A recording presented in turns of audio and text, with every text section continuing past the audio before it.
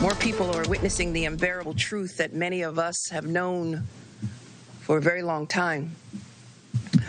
Last month, we saw a police officer convicted for the murder of George Floyd.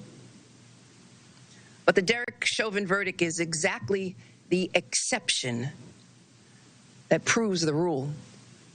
Accountability in these cases is rare. New York Attorney General Letitia James spoke today about the state of criminal justice in this country, also announcing a legislative proposal that would amend use of force law for police in New York State from simple necessity to absolute last resort. I welcome in our panelists on the issue of criminal justice reform, but joining me now is retired Police Sergeant Cheryl Dorsey. She's the author of Black and Blue, the true story of African-American women in the LAPD and the powerful secrets she uncovered. Sergeant Dorsey, what did we learn this week when the Associated Press uncovered the video of Ronald Greene's arrest and his brutal beating by police 2 years ago? Did we learn something we truly did not already know?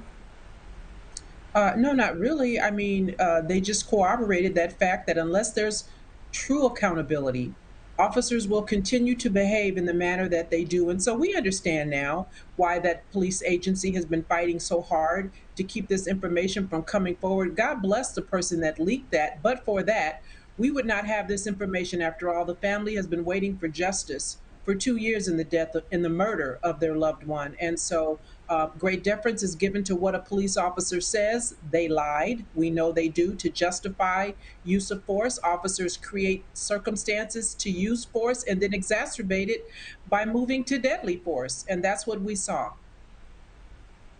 All right, let's move over to North Carolina, where the district attorney there decided that Andrew Brown's killing was justified because apparently when you're escaping police, it's okay to get shot in the head. Now, the FBI's civil rights investigation is now the only hope for the Brown family. They want to see charges filed against police, but some senators say that that's just not the way to go around. That is not the best use of federal power. What do you think? Well, you know, I think since the threshold is so high to find a civil rights violation in the first place, why don't we just Black people look for a different venue? Why don't we go to the United Nations and have them take a look at the violation of our human rights? Because after all, isn't that what Mr. Greene was begging these officers to do? Show him some humanity, allow him to live, allow him to breathe, and they would do none of that, but they preferred to punish him. Why? Because he didn't follow an order. And in the case of Andrew Brown, same thing. He tried to flee. The officers knew he was a runner. This was an elite SWAT unit that served this dynamic search warrant. And so they certainly had conversations about what are we going to do if he runs. And it looks like to me they set up a perfect scenario, a no-win situation. They surrounded his vehicle. And when he did that thing they knew he would, they opened fire on his car. Well, what you're saying about going to the UN, there are about 150 organizations that did indeed send a letter to the United Nations demanding respect and demanding police reform as a human rights issue. But bringing it back here to what's going on in Congress in Washington, D.C., there are some Democrats, and that includes Congressman Jim Clyburn, that have said they're willing to negotiate on the idea of qualified immunity. Please explain exactly what qualified immunity means and why it is critical to police reform. Qualified immunity allows an officer to not be held personally accountable.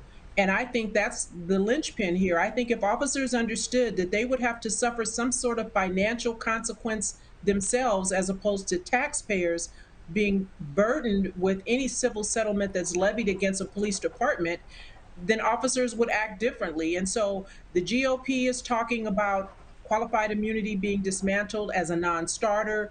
They're proposing to levy fines against the department. But what have you taught the police officer who sits on the neck of a Black man for over 9 minutes, or the officer who pulls her duty weapon out and pretends she thought it was her taser? What have you learned when you know that there's no accountability coming. And so, while with all due respect, Mr. Clyburn, I respect my elders, but this whole we'll take a good bill before we can get a perfect bill is not um, anything other than settling. He's throwing in the towel. He's willing to forego any accountability. If we can't get qualified immunity off the table with what we've seen in the last year, when would we be able to get that?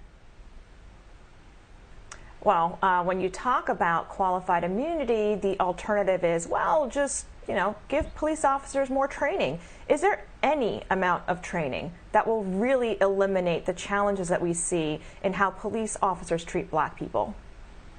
To my mind, training is not the issue. I mean, give them more if you want to, but we've got to do something about that mindset. We've got to do something about however many hundreds of thousands of police officers have already infiltrated, according to the FBI, these 18,000 police departments. And listen, they're not only on local police departments. There was something reported on just very recently about MAGA folks who are on Secret Service, who are providing protection, alleged, for our first Black female president, vice president. And so, if you're not going to get these people out of the ranks, if you're not going to hold them accountable personally, then how do we stop this? Because you can't untrain racism. You can't unlearn hatred for people just because they don't look like you. Sergeant Dorsey, always bringing the truth. Thank you so much for joining us today here on The World Tonight. Folks, we'll be back with more right after this break.